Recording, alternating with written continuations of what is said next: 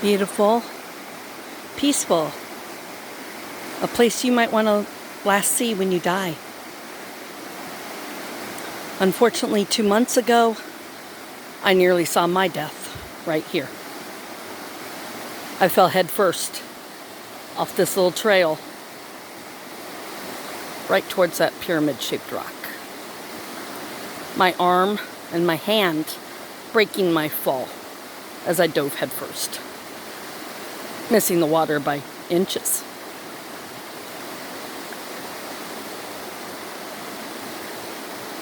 I laid there contemplating the miracle. I don't know if it was the Lord, an angel, my deceased grandfather. Something saved me that day. I've been living on borrowed time still. I'm still recovering. Peace.